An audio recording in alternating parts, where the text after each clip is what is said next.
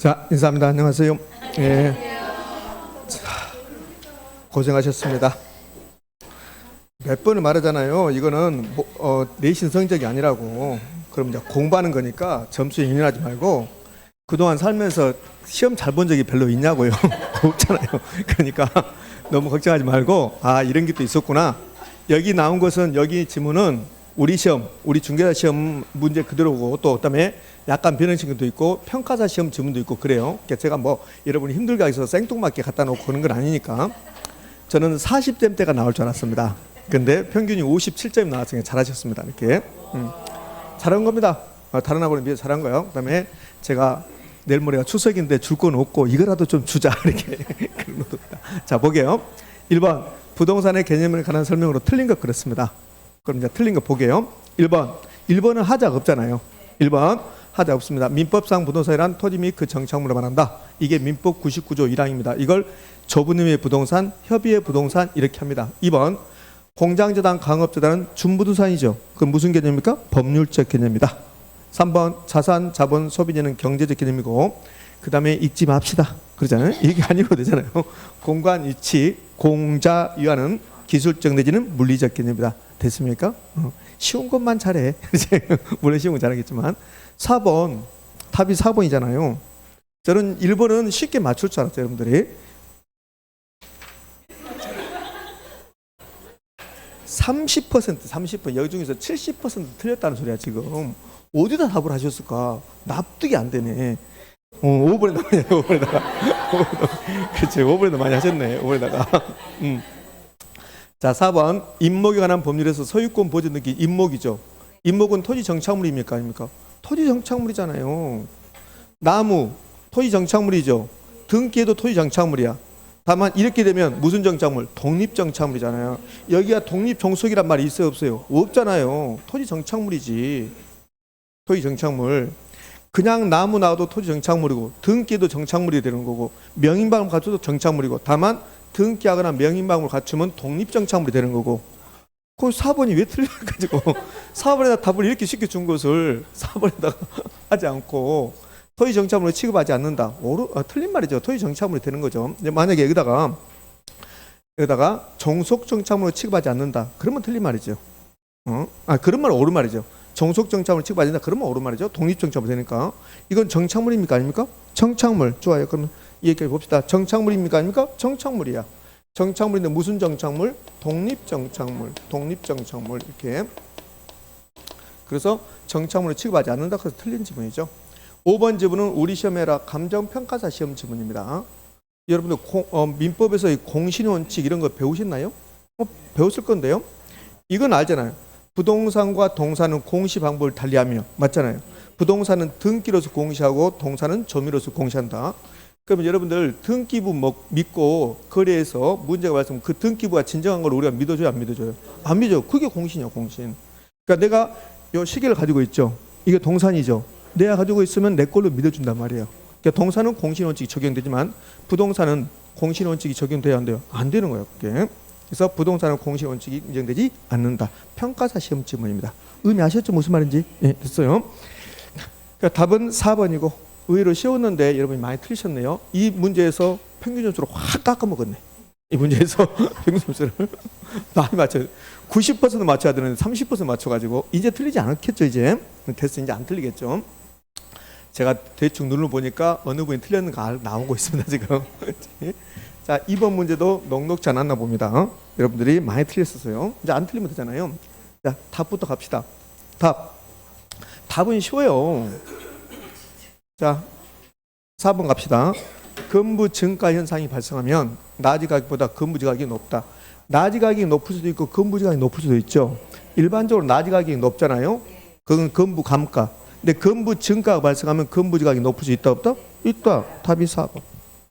4번. 꼭 복수정답처럼 느껴졌습니까? 답이 4번이죠. 그러니까 1번은 인공적인 수로 나왔네요. 그러면 유지입니까? 국어입니까? 국어. 이거는 이미 출제됐고. 자, 2번이 약간 어려웠을 건데 2번 여러분이 좀 어려웠을 거예요. 제방이라는 지목이 있습니까? 있어요. 수도 없이 말했잖아. 제방은 지목이라고. 제방은 지목이라고 얼마나 많이 했는데요. 자, 제방 지목입니다. 그다음에 국어 있어 국어. 요 두 개의 공통점 하면서 제가 했잖아요. 제방과 국어의 공통점이 뭡니까 물어봤을 때 여러분 아무런 반응이 없을 때 제가 그랬잖아요. 글씨가 두 글자다. 이것도 공통점이고 제방하고 국어는 둘 다 종속 정착물입니다. 그다음에 둘 다 지목입니다. 지목. 요 제방이 우리 시험에서 답이 된 적이 있다니까요. 다음 중 공간정보법에 의한 지목인 것은 그래서 답이 제방이었어요. 제방이 지목이라고 지목. 제방은 지목이요. 근데 공동묘지라는 지목이 있어요 없어요? 없어요. 묘지라는 지목이 있는 거지. 공동묘지라는 지목은 없습니다. 그러니까 요 1번 지문하고 2번 지문은 3번까지 요 세 개 지문은 아마 1차만 하신 분들에게는 약간 불리했을 건데 제가 설명은 다 했어요. 이거. 그럼 1번 요 국어하고 유지를 구별할 수 있어야 돼요. 인공적인 수로가 뭐예요? 사람이 만든 조그만 수로. 그게 국어입니다. 국어. 그럼 유지는 물이 고여 있는 거. 물이 상시적으로 고여 있는 것을 유지라고 해요. 이거 아마 공시법 시간에서도 엄청 자세히 했을 거예요.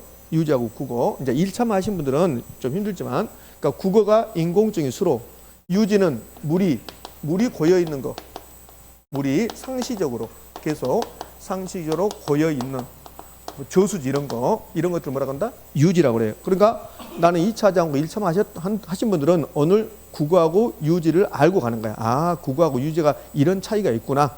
인공적인 수로 도랑 이걸 국어를 한단 말이에요. 국어. 그럼 국어라는 지목이 있어요 없어요? 있어요. 유지라는 지목도 있습니다. 제방이라는 지목도 있고. 자, 제방은 지목입니다. 확실히 말했고. 그다음에 이제 헷갈리는 게 양어장하고 양식장이 헷갈려요. 양어장하고 양식장. 그럼 양어장하고 양식장 중에서 어디가 지목일까요? 양어장이 지목입니다. 양식장은 지목이 아니에요. 자, 어떻게 구별하냐면 요 양식장은 대부분이 바다에 있어요. 굴 양식장, 김 양식장, 전복 양식장, 바다에 있죠. 바다는 지목입니까 아닙니까? 아니에요. 그렇게 구별하는 거예요. 그러니까 양어장이라는 지목이 있지만 양식장이라는 지목은 없습니다. 그다음에요. 유적지라는 지목이 있어요 없어요? 유적지라는 지목 없고 사적지가 있어요. 사적지라는 지목이 있고 우리 헷갈리는 게 유적지라는 지목은 없어요. 그러니까 요 위에 쓰는 것은 지목이고 밑에 쓰는 것은 지목이 아니란 말이에요. 그러니까 위에는 지목인 거고 밑에는 지목이 아닌 거라고 헷갈린단 말이에요. 이게. 그다음에 자, 종교용지라는 지목은 있어요. 근데 사찰용지라는 지목은 없습니다. 사찰용지. 원래는 사찰용지였어요. 처음에 지목이 사찰용지였는데 그럼 사찰용지만 만들어주면 교회 용지, 원불교 용지, 성당 용지, 남녀 호랑교 용지 다 만들어줘야 되잖아요. 그렇죠? 그래서 이걸 종교용지로 통일한 겁니다. 그러니까 사찰용지라는 지목은 없습니다. 사적지가 있지 유적지는 없어요. 유로 시작하는 지목은 두 개 있습니다. 유원지하고 유지 이렇게. 그다음에 묘지라는 지목이 있지 공동묘지라는 지목은 없습니다. 공동묘지는 지목 없죠. 헷갈린 거예요. 이게 헷갈리는 거. 그래서 특히 요거 헷갈립니다. 양어장하고 양식장하고. 김 양식장이 바다에 있잖아요. 바다에 있죠. 그래서 요거 바다에 있다. 그래서 이건 지목이 아닙니다. 그러면 제방은 지목이지만 양식장 지목 아니고 공동묘지 지목 아니고 사적지는 지목입니다. 그래서 2번 틀렸습니다. 이해되셨습니까? 자, 3번 주택법상 중주택이 이런 게 주택법상 준주택입니다. 준주택 봐요. 기숙사 준주택입니다. 오피스텔 준주택, 노인복지주택 준주택입니다. 다중주택은 준주택이 아니죠. 다중주택은 그냥 단독주택이야. 단독주택. 요 다중주택은 건축법상 쉽게 찾을 수 있잖아요. 건축법상 단독주택이잖아요. 단독주택. 그런데 주택법상 준주택을 찾으라네요. 주택법상 준주택. 그럼 주택법상 준주택은 기숙사, 오피스텔, 노인복지주택, 그다음에 다중생활시설, 다중. 그러니까 다자 들어가니까 즐거웠어요? 아주 반가웠습니까? 다자 들어갔네. 그러면서 반가웠나 봐. 다중주택이 아니라 여기 다중생활시설 들어가죠. 생활시설. 다중생활시설이 준주택이란 말이에요. 이렇게. 이해됐습니까? 이제 틀렸으면 오늘 그렇구나. 준주택은 기숙사, 다중생활시설, 오피스텔, 노인복지주택이구나. 이렇게 하는 거라고. 오늘 왜 오셨어요? 공부를 하시잖아요. 공부하면 되잖아요. 예? 답은 4번. 저도 속상해요. 여러분 이렇게 많이 틀린 거.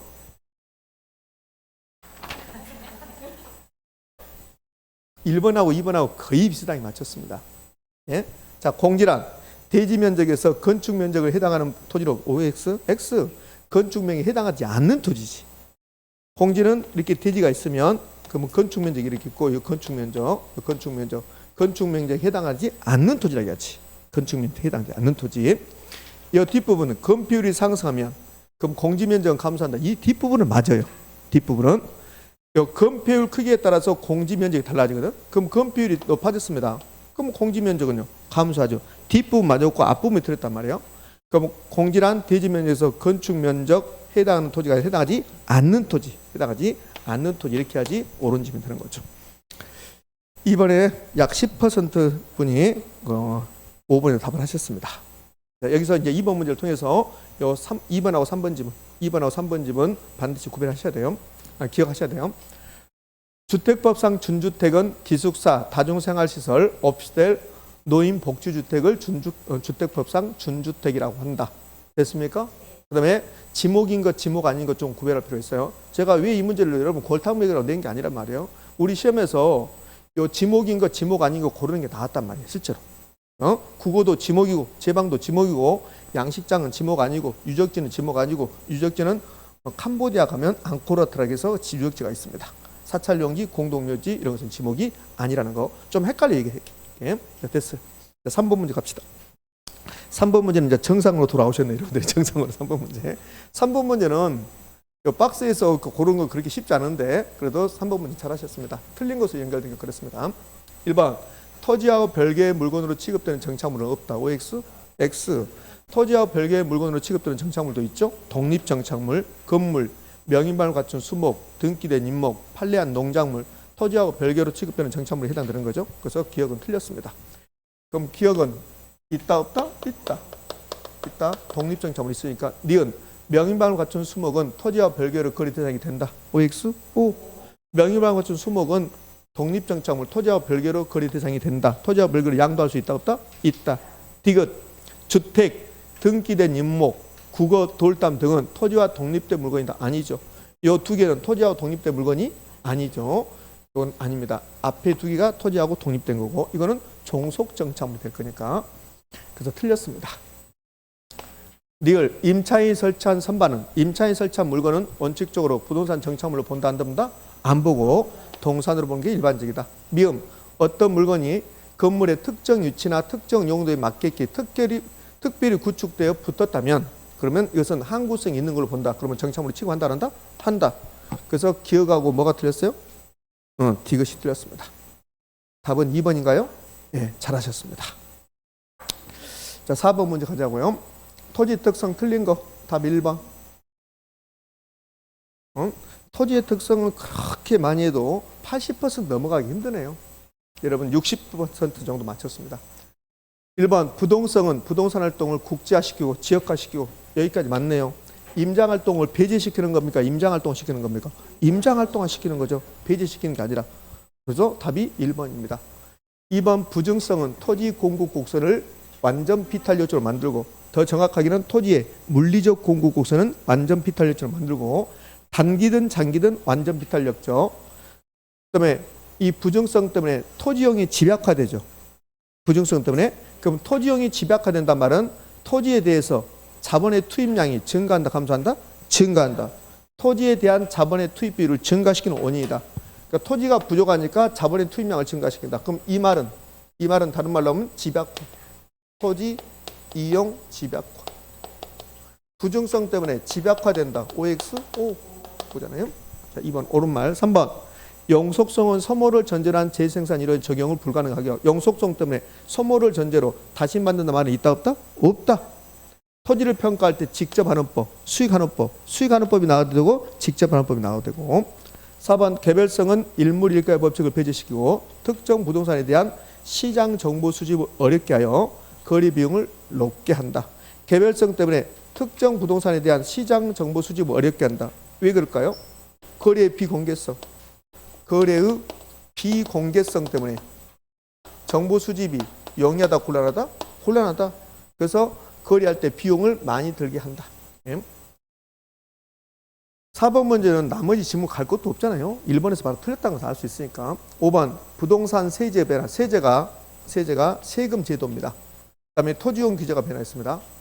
요 토지용 가치가 변했다면 그러면 행정적 위치에 가변성. 요거는 이제 우리 시험에서는 최근에 나오지 않는 건데 이제 이런 거요. 위치 가변성이라는 특성이 있어요. 위치 가변성. 그러니까 부동산의 특성 중에서 위치 가변성이라는 특성이 있습니다. 그럼 요 위치 가변성에는 토지의 쓸모가 바뀐다는 소리예요. 쓸모가. 요 위치 가변성의 위치는 쓸모가 가변적이다. 그럼 토지 쓸모가 가변적이다. 금단의 1번지 토지의 쓸모가 바뀔 수 있어요, 없어요? 있잖아요. 그게 이제 위치 가변성이란 말이에요. 쓸모가 바뀐다는 소리예요. 근데 이제 위치가 바뀌는데 요 위치의 가변성 앞에는 뭐가 생략되냐면 이게 생략돼 있어요. 사회적, 경제적, 행정적이란 말이 생략돼 있어요. 그러니까 앞에가 사회적, 경제적, 행정적 이란 말이 생략돼 있으면 그거 갖다 붙이면 사회적, 경제적, 행정적 위치 가변성이야. 그럼 위치에 가면서 쓸모가 바뀌는데 이 우리 금단의 1번지 토지가 쓸모가 바뀝니다. 그런데 어떤 이유로 바뀌냐면 이게 자연환경 보존지겠는데 이게 중심 상업적으로 바뀌어요. 그럼 용도적이 바뀌었죠. 그럼 쓸모가 바뀌어 안 바뀌어요? 바뀌어요. 그러면 그거는 이제 요 위치 가변성이 사회적, 경제적, 행정적이란 말이에요. 그러니까 쓸모가 바뀐단 말은 이제 알았단 말이에요. 아, 위치 가변성은 쓸모가 바뀌는 거구나. 근데 그 쓸모가 바뀌는 이유가 국가가 하는 용도적이 바뀌었다. 그러면 사회적 위치가 변한 겁니까? 경제적 위치가 변한 겁니까? 행정적 위치가 바뀌는 거야. 행정적. 그 말이야, 그 말. 자, 그러면 요 금단의 인구가 증가하여 이 1번지 토지 쓸모가 바뀌었다. 그럼 뭡니까? 사회적 위치의 가변성이 됐단 말이에요. 가변성. 그럼 인구 등이 변화해서 바뀌는 거. 그럼 경제적 위치 가변성은 금단의 소득 수준이 높아져. 그럼 금단의 고용이 증가해요. 고용, 뭐 물가 이런 것들 등등등. 그래서 위치가 바뀌어. 이것을 경제적 위치 가변성. 교통 체계. 금단이 지하철이 환승역이 돼.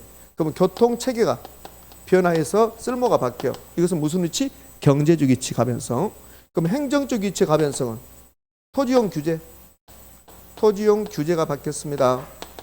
세제가 세금 제도가 변화했습니다. 이렇게 나와. 그러면 여기 있는 것들 인구가 변하거나 소득 고용이 변하거나 교통 체계가 변하거나 토지용 규제가 바뀌거나 세금 제도가 변화하면 그럼 이 토지의 쓸모가 바뀌어 안 바뀌어요? 바뀌죠. 바뀌는데 이걸 나눠보라는 소리야. 나눠보라고. 그럼 인구가 변했으면 사회적 위치 가변성이라고 하고 교통 체계가 바뀌었으면 경제 위치 가변성이라고 하고 그다음에 토지용 규제가 바뀌거나 세제가 변화했으면 그 무슨 위치 가변성이라고 하고 무슨 위치? 행정적. 됐나요? 무슨 말인지? 그러니까 요게 우리 시험은 예전에 나왔고 최근에는 평가사 시험에 나왔던 건데 이렇게 하시면 돼요. 어떤 토지가 쓸모가 바뀐다. 그것을 위치 가변성이라고 하는데 그 이유가 국가가 하는 행위로 바뀌었으면 행정적 위치 가변성이야. 경제 현상이 바뀌었으면 경제적 위치 가변성이야. 사회 현상이 바뀌었으면요. 사회적 위치 가변성 이렇게 부른단 말이에요. 그러면 세금 제도와 토지용 규제가 뭐가 바뀐 겁니까? 행정. 그래서 행정적 위치 가변성 이렇게 부르는 게. 자, 4번 됐고 이제 5번 문제로 갑시다. 4번은 다 맞춰야 되는 문제입니다. 왜 1번에서 나머지 지문을 모른다고 하더라도 1번에서 얼마나 쉽게 줬습니까? 5번 문제 갑시다. 5번 문제를 이상하게 나오네. 답부터. 자, 틀린 것으로 묶인 것 그랬네요. 부동산 개발. 이런 문제 형태 한번 봤을 건데 여러분들 한번. 1번. 기억은 쉽죠. 기억은 부동산 개발의 개념에서 시공은 개발로 본다 안 본다? 안 본다. 요게 부동산 개발에 이런 법이 있어요. 부동산 개발업의 관리 및 육성하는 법률이 있다고. 이 법을 보면 그러면 부동산 개발이 뭐냐고 쭉 나와요. 봐요. 이 법에 보면 부동산 개발은 토지를 건설, 공사, 수행 또는 행질 변경, 방법으로 조성, 행위 및 건축물, 건축, 대수 이런 것을 전부 다 이 법에서는 개발로 본단 말이야. 다만 시공은 개발로 본다 안 본다? 안 본다. 그래서 옳은 질문이야. 니은 혼합 방식은 부동산 개발할 때 혼합 방식이 있고 그다음에 환지 방식이 있고 수용 방식이 있잖아요. 그러면 혼합 방식은 수용 방식과 환지 방식을 같이 혼합한 거잖아요. 그러면 개발 전 면적, 등급, 지목 등을 고려하여 개발된 토지를 토지 소유자의 소유에 정전의 토지 위치에 재분배하는 것. 이것은 혼합 방식입니까? 환지입니까? 환지. 그래서 환지입니다. 이거 틀렸죠. 이거는 환지다. 환지 방식. 그거 틀렸네요. 이거 거시적 시장 환경 변화의 위험, 매장 문화적으로 인한 사업 위험 등은 개발업자가 통제할 수 있을까 없을까? 없어요. 이 거시적 환경 변화가 있다. 남북 관계가 변화했다. 이런 거. 그럼 내가 파주에다가 아파트 건설 사업 하려는데 남북 관계가 엄청나게 경색돼 버려요. 그래서 국가에서 거기 파주를 아파트를 건설 못하게 막아버려요. 그럼 내가 통제할 수 있어요, 없어요? 없지. 그러거라면 그게. 그다음 매장 문화 출토됐습니다. 이러면 통제할 수 있다, 없다? 없다. 그래서 오른지. 리을 비용 위험은 건설에 소요되는 비용에 따른 위험으로 인플레이션이 심화되거나 공사 기간이 장기화될수록 커진다. OX? O. 비용 위험은 내가 생각했던 비용보다 많이 들어가는 거야. 그럼 공사 기간이 장기화되면 당연히 비용이 많이 들어갔죠. 자재 가격이 올라가면 인플레이션 같은 거 발생하면 비용이 많이 들어가겠죠. 그래서 오른지면 미음 시장 분석이 나왔습니다. 그러면 시장 분석이 나오면 시장성 분석하고 비교해야 돼. 시장 분석은 수요 공급 분석하는 거고 매매 가능성, 임대 가능성 분석하는 것은 무슨 분석? 시장성 분석이야. 그래서 미음은 시장 분석이 아니라 무슨 분석입니까? 시장성 분석. 그래서 틀렸습니다. 그러니까 틀린 것은 니은하고 뭐요? 미음이 틀렸죠. 답은 몇 번인가요? 3번. 자, 6번 문제로 갑시다. 역시 개발입니다. 6번 문제 틀린 거 그랬네요. 틀린 거. 6번 문제도 다 맞춰야 되는 문제입니다. 잘하셨네요. 2번이죠. 2번부터요. 사업 수탁 방식, 수탁 개발 방식과 토지 신탁 개발 방식은 토지 소유자가 사업 주체가 된다는 공통점이 있다. OX, X. 이 두 개 방식, 사업 수탁 방식하고 신탁 개발 방식이 공통점이 되는 것은 거의 없습니다. 그러면 사업 주체는 토지 신탁 개발 방식은 사업 주체가 누가 되는 겁니까? 사업 주체, 사업자 명의 누구? 신탁회사가 되는 거죠. 그러면 사업 위탁 방식의 사업 주체는 누가 되고? 사업 주체, 사업자 명의 토지 소유자가 되는 거고. 그래서 이렇게 생각을 하고 있어요. 신탁 개발 방식은 신탁회사가 다 하는 거야, 뭐든지. 신탁회사가. 그다음에 사업 수탁 방식은 토지 소유자가 다 하는 거고. 그럼 요 6번에 사업 수탁 방식과 신탁 개발 방식 두 개 방식 공통점을 나온 게 있죠. 뭐가 공통점 나와요? 수수료 챙겨간다는 거. 사업 수탁 방식에서는 여기서는 뭐 지분이란 말 이런 말 나오지 않습니다. 토지 소유권 이전 없습니다. 그럼 여기 사업 수탁 방식에서는 개발업자는 돈 안 냈죠. 그러니까 개발업자는 수수료 받아가는 거야. 수수료 받아가는 거고. 그다음에 신탁 개발 방식에서 신탁회사가 토지 소유권 이전 받아서 신탁회사가 자금 조달하고 신탁회사 사업 주체가 돼서 사업이 이루어지면 개발이 진행돼서 사업이 수익이 발생하면 그럼 수익자에게 배당이죠. 배당. 그럼 신탁회사는 수수료 받아가는 거예요. 그러니까 수수료가 둘 다 나온다는 거 이게 공통점이고 나머지는 전혀 다릅니다. 답은 2번이고요. 1번은 됐어요. 1번은 제가 설명하지 않을 겁니다. 1번 설명하라고 하면 나는 못해. 2번 공영개발은 공공성과 공익성을 위해서 택지를 조성한 후 분양 또는 임대하는 토지 개발 방식을 말한다. OX? 오죠. 요거 실제로 나왔던 지문이고. 4번 혼용방식, 혼합방식 또는 혼용방식은 환지 방식과 매수 방식을 혼합한 방식으로 도시개발 사업 등에 활용되는 방식이다. 자, 5번은 정비사업 3가지 중에서 하나를 물어보는 거야. 정비사업 3가지, 주거환경 개선사업, 재개발사업, 재건축사업이 있는데 공동주택이 나오면 무슨 사업입니까? 재건축사업. 공동주택이 나오면 재건축사업. 이 재건축으로 인해서 이익이 발생하면 국가가 환수할 수 있습니까? 없습니까? 있죠. 개발이익 재건축 초과이익 환수에 관한 법률에서 재건축 부담금으로 재건축에 따른 이익을 환수할 수도 있습니다. 5번 공동주택 재건축사업 옳은말. 답은 2번. 7번 문제 가죠. 부동산 관리가 나왔습니다. 7번 문제는 잘하셨네요. 틀린 거 그랬습니다. 틀린 거. 답 몇 번인가요? 1번이죠. 1번. 의사결정이 신속한 경향이 있는 게 직접관리입니까? 위탁관리입니까? 직접관리죠. 관리. 그래서 1번이 답. 2번 지분 보시고 가능매상고 상업용 부산 임차인 선정하는 데 주요한 기준이다. 이거 자주 나오지 않는데 이거 있잖아요. 임차인 선정 기준이 있어요. 임차인 선정 기준. 부동산은 모든 게 용도에 따라 달라져요. 용도에 따라서 임차인 선정 기준이든 모든 게 용도에 달라지죠. 그러면 어떤 분산이 주거용이다. 그럼 주거용 분산의 임차인 선정 기준은 임차인끼리 뭔가 유대감이 있어야 돼. 연대감, 유대감 이렇게 있어야 되고, 그러면 상업용 부동산 또는 매장용 부동산 임차인 선정 기준은 뭐가 돼요? 가능, 매상. 네. 공업용 부산은요? 생산성.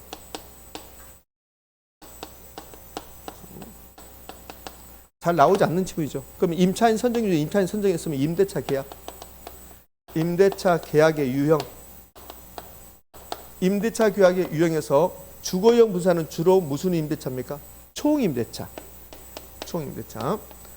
총임대차는 한 달에 50만 원 딱 퉁치는 거야. 50만 원 주고 끝나는 거야. 이걸 총임대차. 상업용 부산, 특히 매장용. 요 매장용 부동산은 무슨 임대차가 일반적이요? 비율 임대차. 요거는 비율 임대차. 비율 임대차는 임차인 매출액의 10%를 임대로 하겠다. 이걸 비율 임대차. 공업용 부산은요, 순임대차. 출제 비중은 많이 떨어져요. 이 부분 출제 비중이 많이 떨어집니다. 자, 여기 상업용 부산은 가능 매상고가 임차인 선정 기준이다. 이 말이 중요한 게 아니라 특히 여기 잘 나와요. 이 부분에서 이 임차인 선정 기준하고 임대차 유형 나오는데 이 중에서 요거 가장 잘 내요. 비율 임대차. 비율 임대차의 개념 내죠. 비율 임대차는 임차인의 매출액의 일정 비율을 임대로 하는 방법을 한다. 비율 임대차. 요거는 본 것 같은데 한번. 시공의 상태, 관리자의 태도, 관리 방법에 따라서 건물 내용수에 영향을 미친다. OX. 유지 관리를 매우 잘하고 있다. 관리 방법이 양호하다. 관리자의 태도가 양호하다. 시공이 잘 되었다. 그러면 건물의 내용수는 길어지겠죠. 반대가 되면 그 내용수는 짧아질 거고. 5번. 인근 지역의 쇠퇴, 퇴. 그다음에 인근 환경과 건물의 부적합이 있습니다. 이는 무슨 감가입니까? 무슨 감가? 경제적 감가. 그럼 이 경제적 감가가 많으면 건물의 내용 요소는 길어질까 짧아질까? 짧아지죠. 근데 이 경제적 감가, 이거는 경제적 감가죠. 경제적 감가. 그럼 이 경제적 감가는 경제적 감가 요인은 무슨 내용 요소에 영향을 미칠까? 경제적 내용 요소에 영향을 미치는 거죠. 그럼 기능적 감가는 무슨 내용 요소에? 기능적 내용 요소에 영향을 미치는 거고. 네? 자, 8번 문제로 갑시다.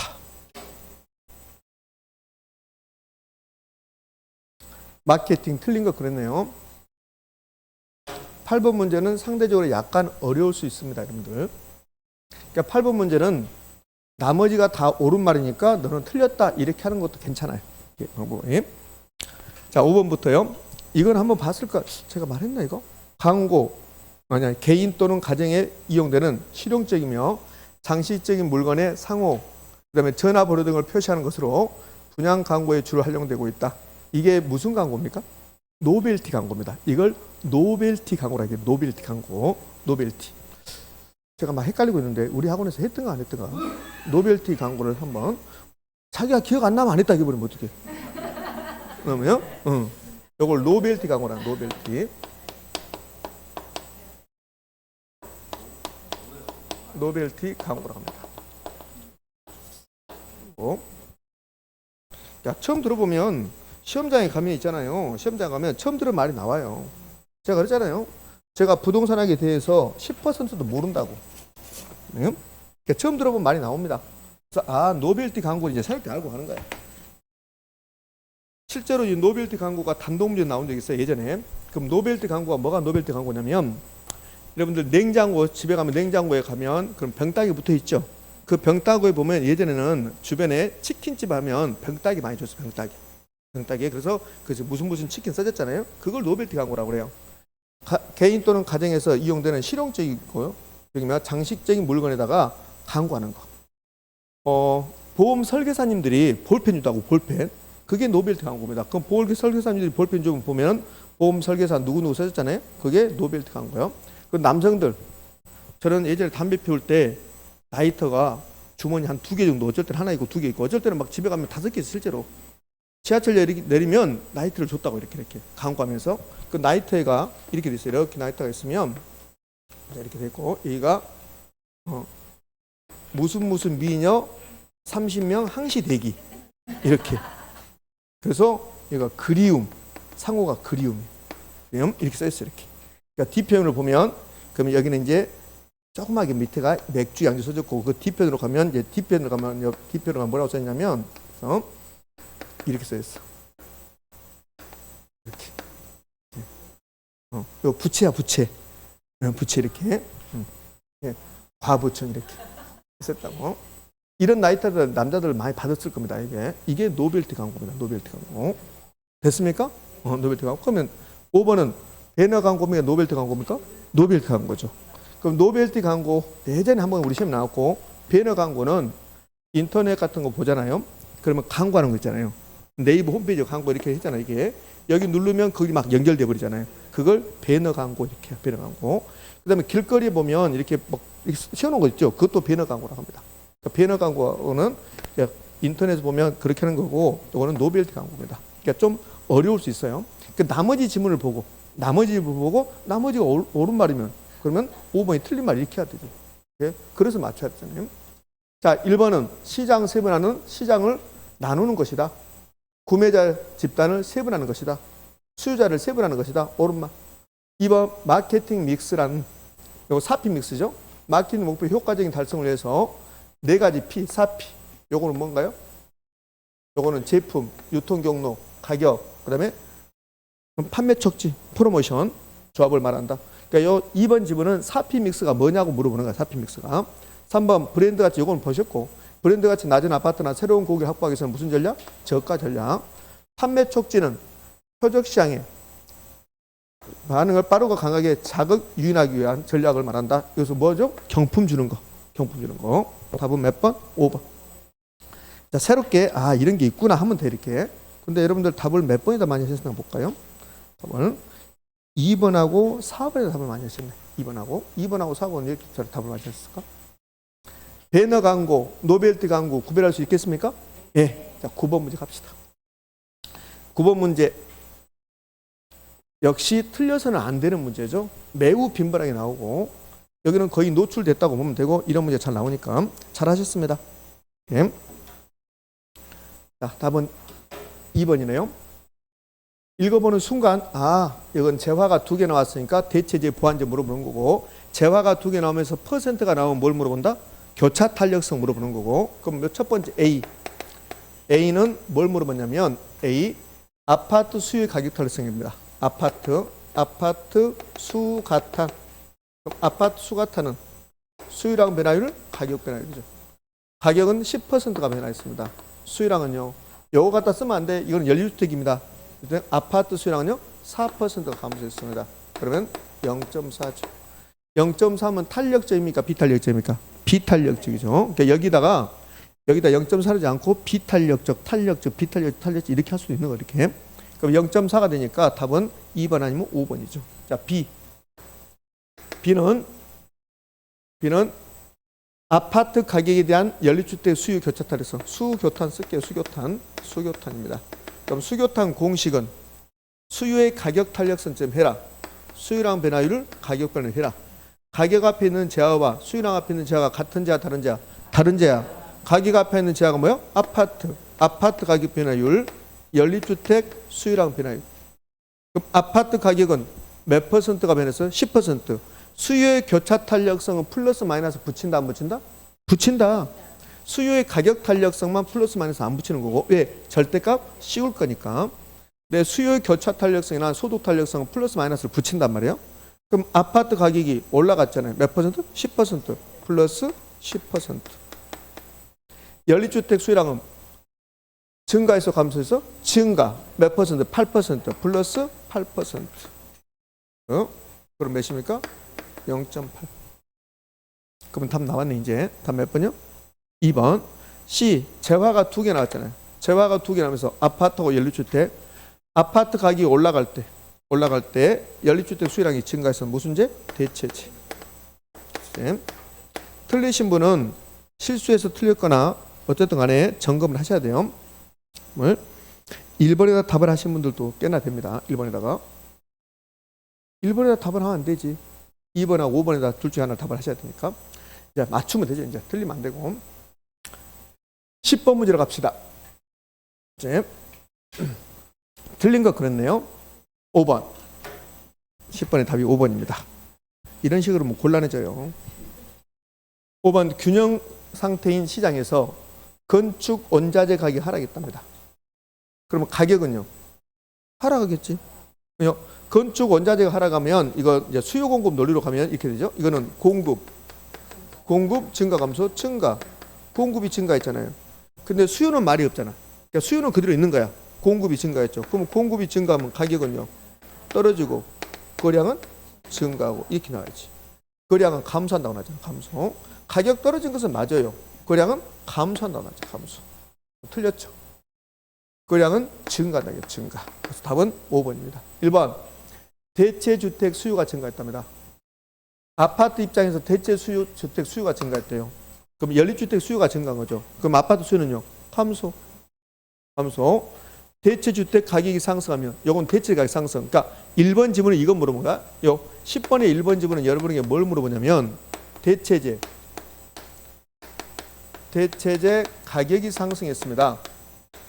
그럼 해당 지역 아파트를 보면 아파트 수요는 어떻게 됩니까? 수요는 증가합니다. 대체재 수요가 증가했습니다. 그러면 아파트 수요는 어떻게 된다? 감소. 요거 물어본 거예요. 요거. 그러니까 10번의 1번 지문을 통해서 대체재 가격 상승과 대체재 수요 증가가 다른 말이라는 거 이해됐습니까? 요거 물어본 거예요. 설마 1번에 답을 해보신 분 안 계시겠죠? 안 했네. 한 분도 잘하셨어요. 자, 2번 A재 수요가 증가할 때 B재 수요 증가했다. 두 재화가 보완재면 같이 소비하는 거야. 자, 요 B재를 콜라라고 봐. 콜라. 그러면 A재를 피자.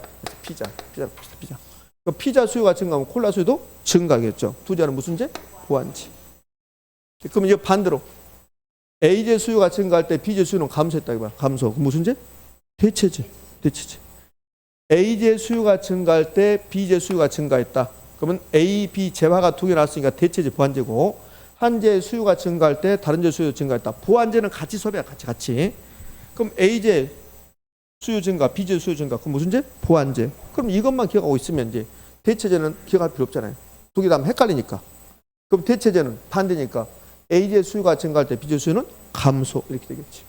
3번 소비에 있어서 해당 아파트와 보완 가격은 요 소비에서 이런 거 신경 쓰지 말라고. 그냥 아파트와 보완 가격은 재화의 가격은 보완재 가격이 올라간 거야. 보완재가 올라갔죠. 보완재. 두 재화가 대체재면 가격은 같이 가. 근데 보완재면 반대로 가는 거야. 그러면 보완재 가격이 올라갔습니다. 그럼 아파트 임대료는 상승합니까? 하락합니까? 하락. 보완재 가격 요걸 기억하기라 우리 이걸 기억했잖아요. 봐봐요. 우리가 기억한 것 중에 이런 거 있잖아. 아파트 수요 증가 요인. 아파트 수요 곡선 우측 이동 요인, 우상향, 또 다른 말로 가격 상승 요인이 됐다고. 가격 상승 요인. 요걸 외웠단 말이에요. 아파트 수요 증가 요인, 아파트 수요 우측 이동 요인, 가격 상승 요인. 무수히 많은데 첫 번째 대체재 가격 뭡니까? 상승. 두 번째 보완재 가격 하락. 그 보완재 가격이 하락하면 해당 재 가격 상승이야. 그럼 보완재 가격이 상승하면 해당 가격은 하락하는 거지. 여기 상승하면 이거 하락하는 거지. 이해됐죠? 요거 물어본 거야. 요거. 그래서 3번도 옳은 말. 4번 만약 현재 우리나라에 총 1,500만 채 주택이 존재하고 이 중 100만 채가 공가로 남아 있답니다. 그럼 현재 주택 저량의 수요라고 그랬어요. 이거는 유량과 저량에서 사례 물어본 거야. 사례. 요거 딱 한 번 나왔다. 이렇게 지문 딱 한 번. 단도문이 나온 게 지문 한 번 나왔단 말이에요. 여러분 모의고사 아니라 다른 학원 모의고사도 요거 한 번 냈더라고. 이번에 마지막에. 그럼 얘는 현재 나왔으니까 유량 물어봅니까? 저량 물어봅니까? 저량 물어본 거지. 현재 그랬으니까 1년 동안 신규 이렇게 되면 유량이 되는 거고 현재 저량 물어본 거죠. 그러면 주택 저량의 공급량은 주택 저량의 공급량은 몇 개입니까? 이거잖아요, 이거. 주택 저량의 공급량 1,500만 채지죠. 그렇지? 근데 이 중에서 100만 채가 빈집으로 남아있대요. 그러면 수요된 것은요. 전 주택 저량의 수요량은 뭐? 1,400만 채. 그래서 오른집 이렇게 딱 한 번 냈습니다. 우리 시험에서. 예. 자, 이제 11번 문제 갑시다. 10번 문제는 좀 더 분발해서 80% 맞춰야지. 60%가 뭡니까? 이렇게 일기도 고르지 않는 상태에서 오셔가지고 응? 이렇게 맞추면 안 되죠. 이제 안 틀리면 되죠. 11번 문제 이런 식으로 뭐 곤란해지는 겁니다. 부동산 수요 곡선을 우측 이동시키는 요인은 그렇습니다. 우측. 그럼 공급자 수가 감소했습니다. 이거는 우측 이동 공급 증가 이거 찾는 거죠. 공급 감소. 부동산 규제 강화, 공급 감소. 건축 가격 상승, 원자재 가격 공급 감소. 부동산 개발 금융의 이자율 상승, 공급 감소. 남아 있는 것은 몇 번입니까? 2번. 어떻게 틀려? 난 틀릴 수가 없다고 봐. 틀리는 것도 기술이야, 기술이요. 고도의 테크닉이 있어야만 틀릴 수가 있는 거야. 어떻게 틀리냐고, 어떻게. 답이 2번이죠. 제가 원래 문제에서 몇 문제를 바꿨습니다. 원래 문제 줘버리면 여러분들이 뒤로 기절할 것 같아서 수석 끝나고 학원 안 나올 것 같아서 그래서 다 맞추게 준 게 11번 문제란 말이에요. 그 11번 다 맞춰야지. 그러니까 2번을 11번에 2번을 모르겠다. 답이 2번인데 그래도 나머지들이 다 뭐예요? 공급? 증가하면 감소입니까? 감소야. 아니 봐봐요. 공급자 수가 감소했어요. 그럼 공급? 감소잖아요. 그 다음에 3번 규제가 강화된대요. 그럼 공급이 감소하잖아요. 4번 자재 가격이 올라갔대요. 공급 감소잖아요. 목소리를 안 높일 수가 없잖아 지금. 자 5번 부동산 개발금융. 부동산 개발하는 사람이 자기 돈만 가지고 하지 않는단 말이에요. 대출 받는다고. 그게 개발금융 이자율이 상승했대요. 대출 많이 못 받는 거지. 그럼 공급이 감소하는 거지. 그럼 답은 어디다 할까? 눈 감고 찍어버렸나 그냥? 이렇게? 답이 2번이죠. 나머지를 모른다. 아니 2번을 모른다 하더라도 그럼 2번은 왜 그럴까? 공급자들이 가격 하락했어요. 제가 몇 번 그러잖아요. 요 수요 공급 이론은 수요가 이렇게 있는 거야. 경제 이론은 어떻게 만들어지냐면 합리적인 수요자 공급자를 전제로 해서 경제학을 만든다고 써있어요. 합리적. 그러니까 이런 사람 합리적인 사람이 아니라고. 내가 월급이 300만 원밖에 안 되는데 근데 소비를 3천만 원씩 하는 거야. 이건 합리적인 게 아니라고. 그 사람을 대상으로 경제학을 만들어진 게 아니란 말이에요. 그러니까 제가 이런 말 한단 말이에요. 여러분 분명히 합리적일 거라고. 그러니까 수요가 나오면 여러분 수요자라고 생각해봐. 공급이 나오면 공급자라고 생각하고 그러면 약간 쉬워져요. 완벽하게 하라. 그럼 공급자의 가격이 하락해서냐? 내가 부동산을 팔려고 하는데 근데 가격이 떨어질 걸 예상돼요. 그럼 기다렸다가 떨어질 때 팔아야 됩니까? 빨리 팔아야 됩니까? 빨리 팔아야 되지. 그러니까 공급이 증가하는 거지. 됐습니까? 그렇잖아요. 그럼 반대로 내가 부동산 공급자인데 팔려고 하는데 가격이 올라갈 것 같아요. 올라간 게 아니라 올라갈 것 같단 말이에요. 올라갈 것 같다. 그러면 지금 팔아야 돼? 나중에 팔아야 돼? 나중에 팔아야 돼. 그럼 공급은 감소하게 되는 거죠. 상식이라니까 상식. 더 이상 말도 하기 싫어. 이러면 곤란해지는 거야. 뭐냐고 이게. 잘하셨어요. 이제 안 틀리면 되지. 이제는. 자 이제 12번 갑시다. 12번 역시 틀려서는 안 되는 문제입니다. 여기 이제 균형 가격, 균형 거래량 변동을 물어봤는데 이거는 수요 함수가 2개 나오고 공급 함수가 2개 나왔어요. 그러니까 수요도 변하고 공급도 변하는 거야. 그러면 이제 첫 번째 원래 균형을 합시다. 원래 균형으로 가면 원래 수요 함수가 나왔잖아요. 원래 수요 함수. 빠졌네 이거. 요거 때문에 틀렸네 여러분들. QS가 되는 거예요. 요거는 빠졌고 여기 빠졌구나. QD, QS 이렇게. 네. 여러분 책엔 제대로 돼 있죠? 시험제는 네. 제가 저거 만들면서 뺐나 봅니다. 이렇게. 그러면 이제 수요함수 QD 1이 나왔고 그다음에 공급함수 나왔습니다. 공급함수 2개, 수요함수 2개 나왔습니다. 그럼 원래 균형점에서는 공급함수를 먼저 쓰는 거야. 여기 원래 공급함수잖아요. 그럼 EP는 EP 플러스 200원. 수요함수는요. 800 마이너스 3P. 그럼 P를 모으면 마이너스 3P가 2양 되죠. 몇 P? 5P. 5P 200이 넘어가서 600. 그럼 P는 얼마입니까? 120 맞나요? 120이죠. 그럼 Q는 봅시다. Q는 요 120을 여기다 대입하는 거야. 20을. 그럼 Q는 2 곱하기 120. 그럼 240 플러스 200. 그럼 그럼 몇인가요? 440. 그러니까 원래 균형점에서는 가격은 120이고 거량은 440이었습니다. 자, 이제 새로운 균형점. 그러면 새로운 균형점은 수요 함수도 바뀌고 공급 함수도 바뀌었어요. 새로운 공급 함수는 몇 나왔습니까? 새로운 공급 함수는 여기 나왔네. EP 플러스 100. EP 플러스 100. 수요 함수는요. 1000 마이너스 3P. 3P 넘겨와요. 그럼 5P. 5P는 900이죠. 그럼 P는 몇인가요? 180이 되는 거죠. 맞죠? 180. 자, Q. Q는 요 180에다 대입하는 거야. 이걸. 그럼 2 곱하기 180. 요건 몇인가요? 360 플러스 100. 그러면 460이 되는 거죠. 그럼 이제 답 나왔잖아요. 균형 가격은 120에서 180 됐으니까 60이 올라갔네요. 거량은 440에서 460이 됐으니까 20이 증가한 거죠. 답 몇 번인가요? 3번. 모르면 3번 찍어라 그 말이에요 지금. 계산 문제니까. 잘했어. 모르면 찍어라. 이제 틀리면 안 되지. 이렇게. 12번도 잘 하셨습니다. 이 정도는 해주셔야 돼요. 이제 틀리시면은 왜 틀렸는가 다시 한번 점검하고 여기 이런 과정에서 이제 틀린단 말이에요. 이런 과정에서 이항하고 이런 과정이 틀려. 그 다음에 이것까지는 구했어요. 여기까지. 요 120까지 구했는데 Q를 못 구해. 그럼 요 120, 요 P가 120이죠? 여기다 대입하면 되겠다. 또 여기다 대입하든지. 둘 중에 어디에 대입해도 상관없습니다. 예? P를 풀고 Q를 못 구한다. 이제 그럴 수도 있단 말이에요. 그러니까 P가 구해지면 여기에 수요함수잖아요. 수요함수 P 자리에다가 120을 대입하면 그럼 Q가 나온단 말이에요. 자, 잘하셨어요. 13번 문제 갈게요. 13번 문제 역시 계속 설명했던 건데 이런 식으로 나오니까 여러분이 좀 힘들 수 있어요. 몇 개인가 막 해다가 나일대로 하고 막 이러니까. 답이 먼저 나왔네요. 옳은 거 그렇습니다. 답은 1번이고. 자, 봅시다. 옳은 거. 기억. 수요량의 변화율보다 가격 변화율이 더 크대요. 그러면 수요량의 변화율이 더 크면 탄력적이죠.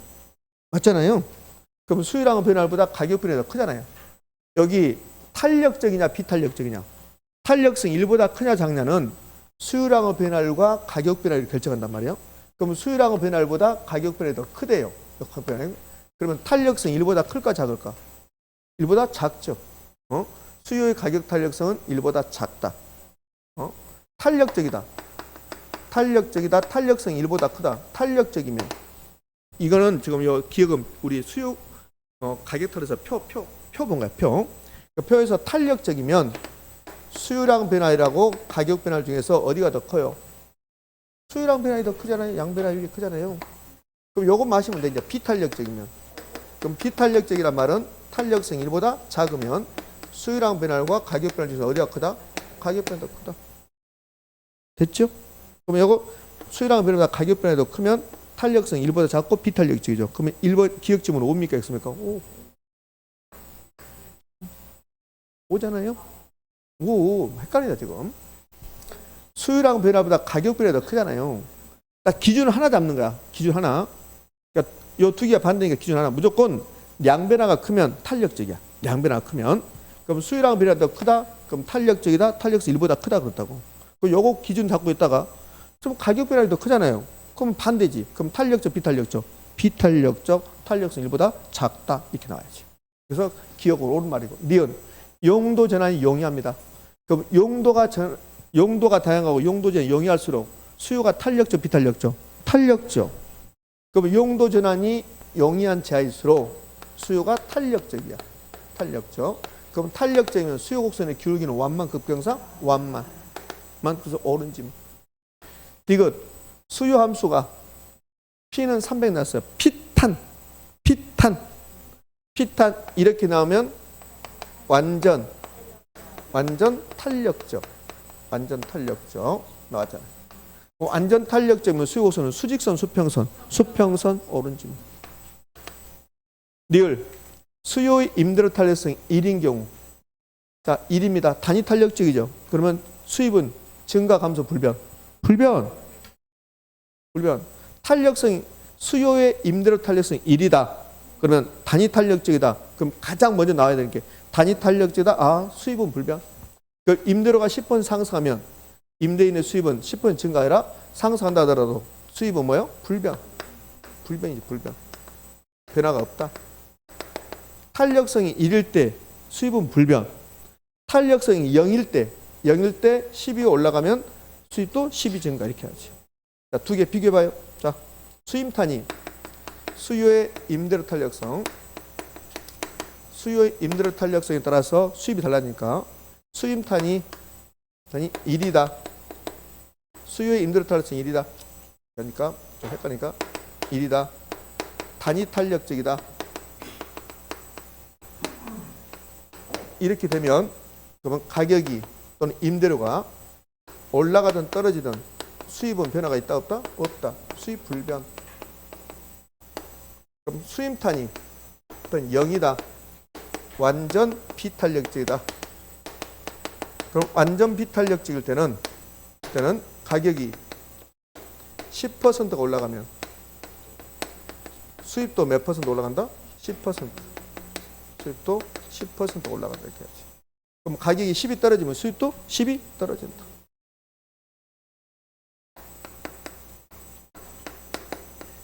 저는 가격이 했지만 여기다 임대료 해도 상관없어요. 그러니까 요 단위 탄력적일 때, 탄력성이 1일 때 가격이 올라가든 떨어지든 수입은 변화가 있다 없다? 없다. 그럼 여기 볼래요? 임대료가 10이 올라갔습니다. 그럼 수입도 10이 증가합니다. 그럼 탄력성이 1일 때입니까? 0일 때입니까? 0일 때지요. 1일 때는 요거 불변 나와야 되고 0일 때죠. 그러니까 리을 지문은 틀렸는데 옳은말로 고치려면 이걸 0으로 만들든지 0으로 만들든지 아니면 여기 수입은 불변이다 이렇게 하든지 그러면 되죠. 그럼 리을 틀렸고 미음 수요가 증가할 때 수요가 변할 때 그럴 때 공급이 탄력적일수록 가격 변화가 크게 나타난다. 틀렸죠. 자, 수요가 변하면 가격 변화하겠죠.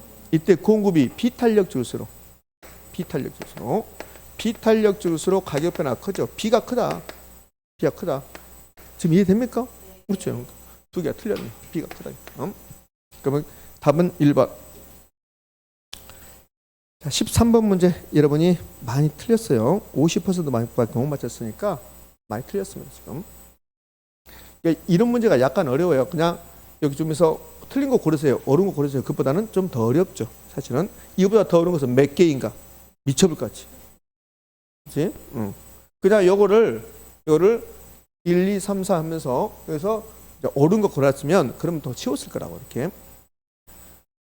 14번 문제 갑시다. 14번 문제 거미집이론. 역시 올해 출제 확률은 매우 높고 틀려서는 안 되는 거죠. 그럼 거미집이론이 나오면 첫 번째 거미집이론 동태적입니까? 정태적입니까? 동태적. 거미집이론은 공부해야 될 게 세 가지요. 개념 동태적이라는 거. 두 번째 가정. 거미집 이론이 성립되게 한 전제 조건이 있죠. 가격이 변하면 수요는 즉각 변한다. 공급은 일정 기간 후에 변한다. 공급자가 합리적이다, 비합리적이다. 비합리적이다.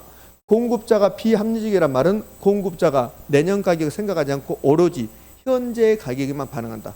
이게 이제 전제란 말이에요. 그럼 보자고요. 1번 틀린 거 고르겠어요. 1번 가격이 변하면 수요량은 즉각 변하지만 공급량은 일정한 시차를 두고 변한 것을 전제로 한다. OX? O.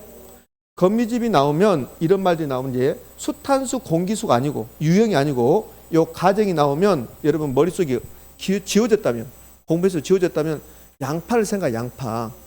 그럼 양파를 생각하면 양파 가격이 변화했어요. 양파 한 알에 10만 원에 그럼 수요는요 바로 감소해요. 그러니까 가격 변하면 수요는 즉각 변한단 말이에요. 근데 양파 가격이 한 알에 10만 원 돼도 공급은 바로 돼야 안 돼요. 안 돼. 내년에 되는 거야. 내년에. 그럼 공급은 일정 기간 후에 된단 말이에요. 이거 옳은 지문이죠. 2번 공급자가 현재 임대료 수준만 현재 가격만 반응한 것을 전제로 한다 안 한다? 한다. 이게 공급자가 비합리적이었어요. 공급자 비합리성. 공급자의 비합리성. 비합리성. 자, B자 빠지면 틀려요. 거미집이론은 공급자의 합리성을 전제로 한다고 틀리다고. 비합리성. 요거 3번 냈습니다. 거미집 이론이 성립하기 위해서는 공급자가 현재 임대료에만 현재 가격에만 반응한 것을 전제로 한다 안 한다? 한다. 여기에 임대료가 나온 것은 양파는 농산물인데 거미집 이론은 원래 농산물 이론이라고. 근데 왜 임대료가 나왔냐면 이 농산물 가격 결정과 부동산 가격 결정 이론이 거의 유사해요. 그래서 여기다 임대를 넣어준 거예요. 임대로. 그러니까 경제학 시험은 여기다 임대로 아니죠. 가격 이렇게 나오죠. 가격. 그러니까 가격에도 되고 임대료도 상관없습니다. 예? 3번 금계 공급량은 전개 가격 함수다. 올해 양파 공급량은 올해 양파 가격으로 결정됐습니까? 작년 가격으로. 그럼 내년에 양파 공급량은 올해 가격으로 결정된다. 요게 요 3번 질문을 다른 말로 변하면 이렇게 하는 거야. 가격이 변하면 공급은 일정 기간 후에 변합니다. 그 말 이게. 그러면 1번부터 3번까지는 이제 전제 조건이고 4번 수요곡선의 기울기 마이너스 0.7이네요. 절대값 쉽겠죠? 0.7. 공급선 기도 0.7 같네요. 그럼 뭐다? 순환이에요. 그럼 답은요? 5번이지. 5번. 자, 그럼 5번이 왜 틀렸는가 볼까요? 발산형이 그렇습니다. 그러면 수요함수에서 뭘 구할 수 있다? 수기. 수요곡선의 기울기를 구할 수 있다. 수기는 Q 앞에 있는 숫자가 몇입니까? 1 나누기 Q 앞에 숫자 2. 그러니까 수기는 0.5. 공구함수에서 공기 갑시다. 공기는 3분의 4. 3분의 4는 1이 넘어요. 1이. 이건 0.5고. 그럼 공곡선의 기울기가 더 크죠? 그럼 공, 기, 수. 그럼 뭐다? 수렴입니다. 수렴. 발산이 아니라 수렴이죠. 다음 몇 번? 5번. 14번 문제 잘 하셨습니다. 자, 15번 문제 볼까요? 15번 문제까지 하고 좀 쉬었다 해봅시다. 15번 문제는 왜 이렇게 많이 틀렸을까? 왜 그랬어요? 왜 그러셨어요? 너무 쉬운 문제인데 그냥 답을 줬는데 효율적 시장 이론에서 여러분들 정상이윤이 없다 그러면 뭡니까? X입니까? X 정상이윤 다 있다겠잖아요. 정상 답이 1번이잖아요. 1번. 옳지 않는 거 1번. 자, 옳지 않은 거 그랬잖아요. 부동산 시장이 중강성 효율적 시장이라면 기본적 분석을 활용한 투자로는 정상 이윤을 얻을 수 없다. OX? X. 초과 이윤을 얻을 수 없는 거지. 정상이 얻을 수 있지. 초과 이윤 얻을 수 없는 거지. 초과 이윤을 얻을 수 있다 없다가 나오고 정상 이윤은 다 존재한다니까. 정상 이윤은. 그러니까 약성, 중강성, 강성에서 초과 이윤이 있냐 없냐 이렇게 되고 정상 이윤은 다 존재한단 말이에요. 그러니까 정상 이윤이 없다겠잖아요. 틀렸지. 여기 한번 읽어봐요. 여기 초과입니까? 정상입니까? 정상, 꼭대기. 예? 답 몇 번이요? 1번. 제가 오니까 저는 이미 알고 있어요. 제가 들어가면 우리 시험은 거의 다 끝났을 거고 수험생들이 나를 보고 뭐라 할까 막 이렇게 하면서 이렇게 하는 사람 막 그렇게 할 거잖아요. 딱 제가 반응이 맞았어요. 그러니까 이렇게 막 그린다더라고. 어려워요, 쉬워요? 쉬워요. 물론 어려운 문제도 있겠지. 그러니까 이렇게 속아버리면 안 된단 말이에요. 자, 봐요. 그러니까 이 효율적 시장에서 정상이윤이 없다 그러면 틀린 말이야. 정상이윤은 다 있게 돼 있어요. 다만 초과이윤이 있냐 없냐, 초과이윤이 있냐 없냐 그게 문제였단 말이에요. 그 정상이윤이 없다 했잖아. 틀렸죠. 그럼 여기다 초과이윤을 얻을 수 없다. 그러면 옳은 짐이 되는 거야. 정상이 얻을 수 없다. 그럼 틀렸잖아요. 나머지 지금 옳은 말이니까 2번 강성효율적 시장에서는 누구든지 어떠한 종으로도 초과이윤을 얻을 수가 없다. 여기 초과이윤 나왔네. 이걸 정상이윤을 얻을 수 없다. 그러면 이거 틀린 지문이야. 정상이윤을 얻을 수 없다. 그럼 틀린 지문이 되는 거예요. 3번 정보 비용과 정보를 이용한 초과이윤이 같다면 그 시장 뭐다? 할당 효율적 시장이다. 4번 부동산 시장이 할당 효율적이라면 부동산 투기가 성립하지 어렵다. 할당 효율적인 투기가 존재. 부동산 시장에서 투기가 존재하는 것은 시장이 할당 효율지 못하기 때문에 그렇기 때문이다. 그럼 할당 효율적이 되면 투기는 어렵죠. 5번 부동산 시장은 여러 가지 불안정한 요소가 많지만 할당이 될 수 있다 없다? 있다. 됐어요. 자, 고생하셨고 10분 쉬었다 합니다.